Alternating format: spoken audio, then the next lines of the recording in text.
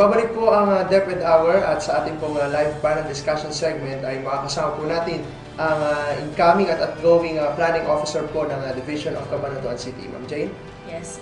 Bago sa ating mas malalim na talakayan, Sir Alan, alamin muna natin kung ano ba ang primary function o main function itong Office of the Planning and Development Office. Is it ganun po ba, ma'am? Planning and Development Office. Pero siyempre, yes.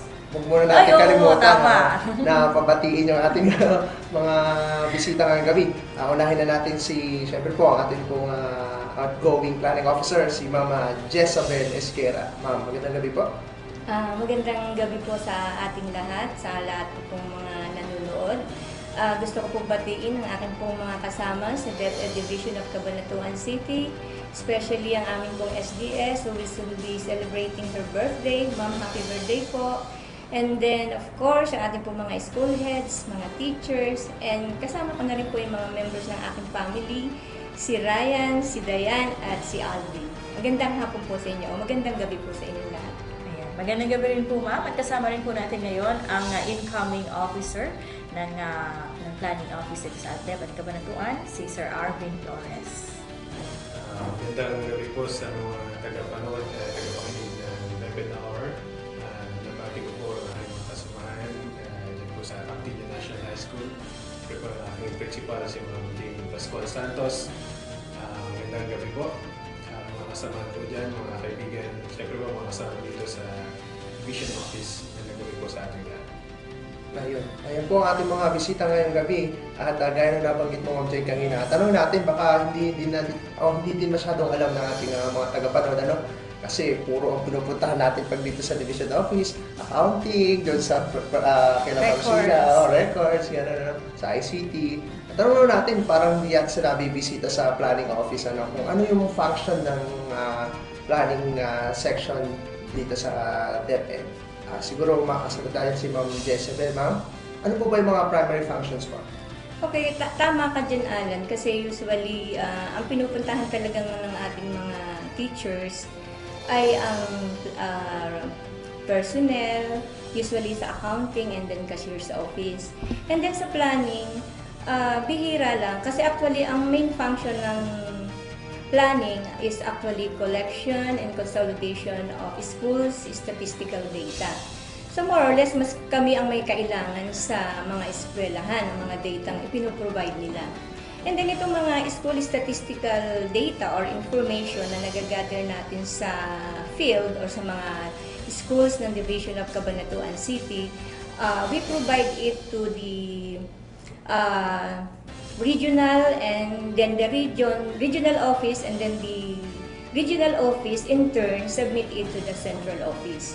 Now, ito namang school statistical data are being used as reference ng ating central office for the allocation of resources such as the teachers, furniture, classrooms, and then also for the allocation of budget. And then some of the tasks of the planning also include yung ating pong preparation ng ating division annual accomplishment, and then also yung ating division education development plan. And then we also provide technical assistance to our school heads when it comes to their development of their school improvement plan, and then other tasks that may be assigned by our SDS. So kaya sila rin yung responsible sa pag-collect ng data para sa ating basic education information system po yung DEIS. Ayan. At so ibig sabihin, ma'am, nakasalalay po sa report na isinasabit po ng planning office ang MOOE po ng mga schools. Yan po pala. Oo, kasi yung MOE, ang sa aking pagkakaintindi, ang MOE ng school ay nakadepende yata sa number of students per school. So kung mali ang ipinrovide na nilang data, so mali na rin ang ibibigay na MOE budget sa mga bawat eskwelahan. In connection po dyan, ma'am, meron po ba tayong enabling mechanism po para malaman kung ang mga data po na ibinibigay sa atin ng mga eskwelahan ay valid po? Well, actually, ang pwede lang namin gawin dyan actually is yung monitoring ng ating enrollment. And last year, sa aking pagkakatanda, ay lumabas kami dun sa mga schools na medyo may kaunting discrepancy sa enrollment between the enrollment of the present year and the enrollment in the previous year. So dun sa mga school na medyo may discrepancy sa enrollment, yung masyadong malaki itinaas, pinuntahan namin yung mga eskwelahan na yan. So yun lang ang pwede namin sabihin natin enabling mechanism kasi we are relying on their honesty sa pagsagot nila sa ating school profile form kasi doon nila inilalagay lahat yung mga data na sinasubmit natin sa central and sa regional office. Aside from MOOE po ba, yun po bang need po para sa mga teachers sa mga bank schools, binabasa din po ba yun sa report na plan? Yes, pati po yung pag-determination of needs ng ating mga schools when it comes to teacher needs, furniture needs, and also the classroom needs ng ating, including the textbooks. So lahat yan nakabase sa information na sinasubmit nila. Lately po, Mama Jezabel, meron po hinihingi po report tungkol po doon sa mga transferred out na mga estudyante kasi di ba Ma'am Jay, isang criterion sa status o sa performance ng eskwelahan ay yung number of dropouts. Ngayon humingi ng report kung saan talaga nag-transfer itong mga bata na ito, kung totoo bang nag-transfer itong mga bata na ito o hindi. Kayo po ba Ma'am yung nagpahingi ng report na yun? Actually, hindi sa akin nag-emanate yung na yan, yung request na yan. I think ang hingi yata niyang personal kasi parang yan isa yata sa magiging batayan or criteria sa pagpili nila ng most outstanding principal. So, yun ang aking alam kung bakit nang hingi sila ng transferred out and drop out. Napagit ko lang kasi Ma'am Jane kasi nga nagiging madali lang sabihin na nag-transferred out yung bata. Pero actually pwedeng nag-drop yun. Pero siyempre pag madali na sabihin transferred out. Para kasi kailangan sigurado konti lang yung drop out or zero drop out para makuha mo yung results ng principal. Yun ba? Ganun din. At saka mataas din yung performance ng eskwelahan. In return, mataas din yung sa standard sa PBB. Ganun yan. However, nakikita naman namin kasagutan doon. Kasi di ba kapag humingi ng report card yung bata, transferred out daw, bibigyan mo pa lang yung report card. And then yung eskwelahan na papasukan niya ngayon ay magpapadala ng request ng Form 137. Yun nga yung i-attach doon sa record ng bata. Katunayan na nag-transfer talaga yung bata sa eskwelahan na yun. Kaya kung wala yung request na yun, ay meron na siguro discrepancy. At napakahirap talaga ng trabaho din ni Ma'am. Nakakwentuhan nga natin si Ma'am nung nakaraan medyo may sinasabi nga siyang kahirapan. Tanong natin kung ano ba ipamamana niyang mga kahirapan sa ating outgoing planning officer, Ma'am. Sabi ko nga sa kanya, isa sa pwede ko ipamana sa kanya yung stress sa trabaho. Kasi talagang ganun. Sa bagay, hindi naman sa planning talaga merong stress. Lahat naman ng section talaga, lalo na kung sabay-sabay ang hingi ng data. Hindi mo maalis talaga yung nagka-cramming ka o kaya talagang nat-tension ka lalo na kung akurahan yung data at sabay-sabay pa. Kaya yun. So, ibig sabihin, Ma'am Jade, dapat palang biro lang po pero dapat palang sisihin, Ma'am Jade, kapag may mga report sa eskwelahan, nagtuturo ka, tapos biglang ASAP na ang report. Ibig sabihin po parang dapat po bang sisihin yung planning officer? O hindi naman lagi planning.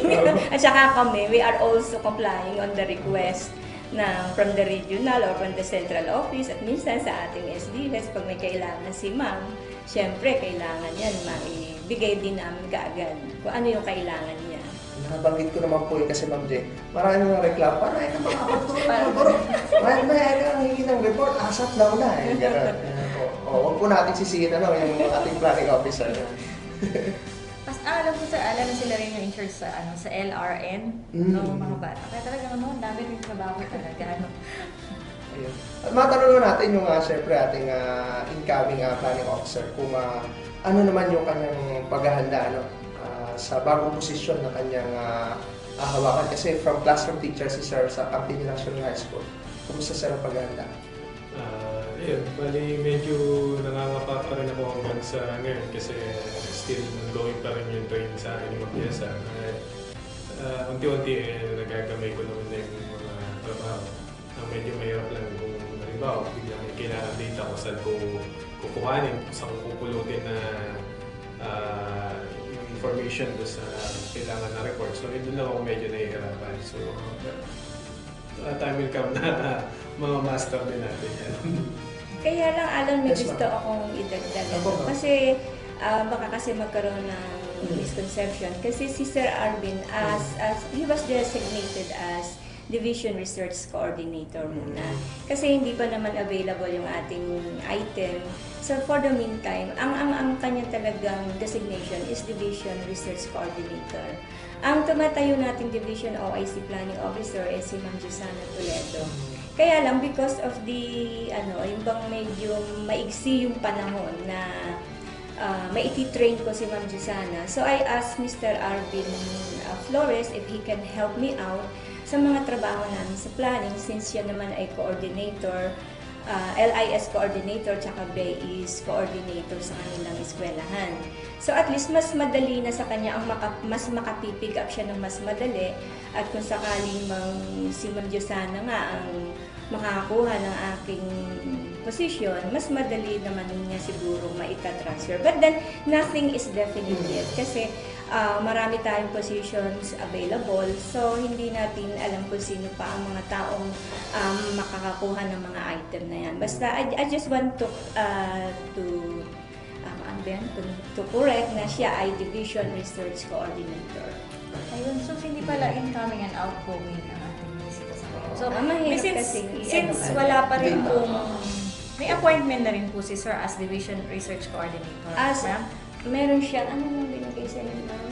Parang, binigyan siya ng, ng division, yung designation ba yan? Tawag, designation as Division Research Coordinator. Pero yung mga nag-guess po kasi dito, nagkakatotoo na po eh.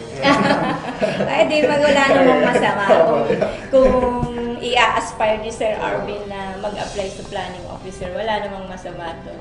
Would that mean po ba, Sir Arvin, na maalis na kay Sir Glenn yung research, yung folder ng research?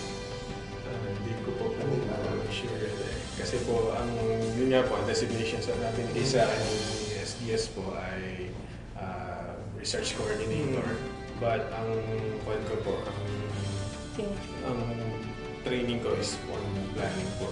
Kasi sa ating Ratland kasi, Yes, Alan, ma'am. magiging planning and research na siya. So, isa sa magiging function ng planning ay research. So, hindi natin pwedeng sabihin na maaalis kay Sir kasi hindi naman natin alam. Wala pa naman kasing mga functions kasing ibinibigay pa ang ating central office, yung mga official functions ng bawat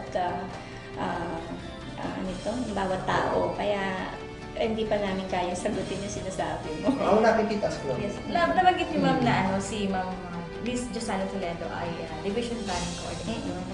Ano po yung nakikitang ba't hindi siya po yung nag-train? Actually, kasi ganito, mahirap, kasi si Ma'am Jusana ang actually nga, ang nabigyan natin ng Division Planning Officer o IC, Kaya lang, since na medyo parang that is not her interest, baka meron pa siyang ibang pwedeng puntahan. So, for the meantime, doon muna siya sa planning.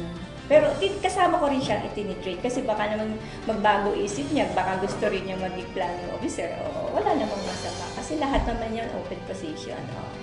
At ang nakikita ko, Ma'am Jen, doon sa research nga, siguro yung planning and research office nga ay meron silang research na magiging basis for the plan of the division. So nakikita ko, ma-stay pa rin kay Sir Glenn yung researches ng mga teachers.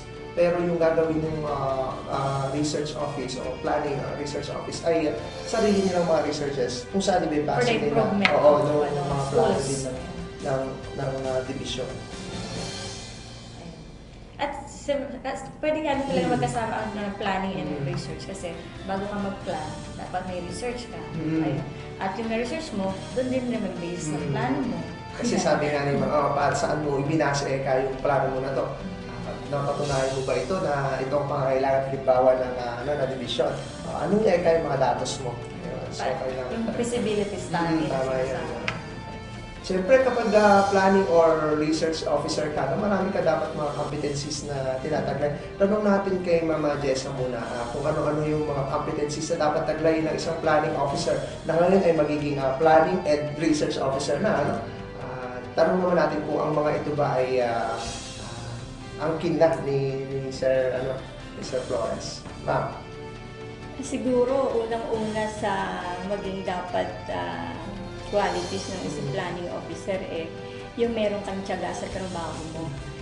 Meron kang commitment, meron kang dedication. Kasi alam mo, data yan So, kailangan mo manghingi sa iba't ibang eskwelahan. So, you need patience. You will deal with different people, with different school heads. So, kailangan mo talaga ng tiyaga sa iyong trabaho at kailangan mo mahalin mo yung iyong trabaho. So, yun po yung mga qualities. In terms of competency naman po. Competency. I'm sorry. That is the qualities. Yes, ma'am. Tama naman po yun. Competency. So, siyempre, dapat alam mo yung trabaho mo. So, you know how to analyze the data. Dapat alam mo kung ano ba yung hinihingi mo sa kanila. You know how to project. How you, yung mga target setting. So, kailangan mo yan bilang planning officer. So, kailangan dapat, yun ang mga skills na dapat yung matutunan. Paano mag-project ng enrollment? Paano ba i-compute yung performance indicators ng bawat eskwelahan? So, yun ang mga isa sa mga dapat niyang malaman. At isa siguro, sir, dun sa competencies na yan, kung bakit si Sir Flores po yung nandyan ngayon sa posisyon ay dahil very knowledgeable si Sir pagdating sa ICT.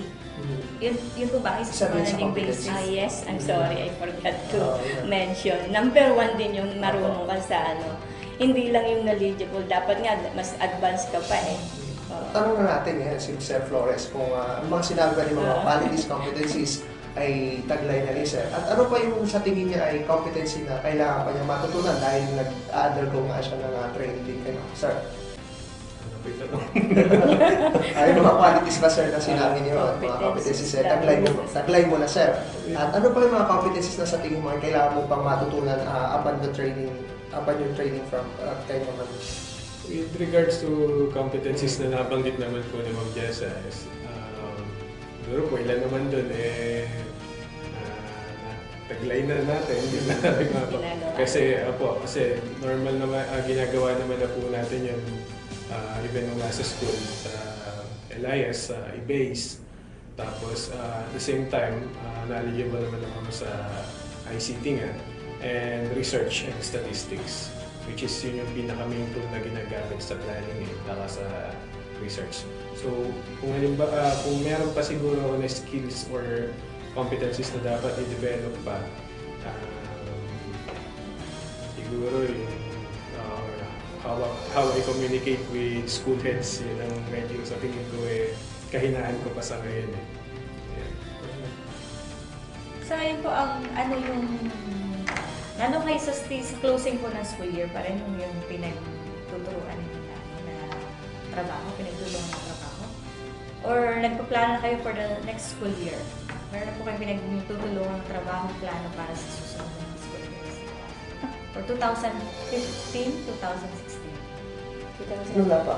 2014.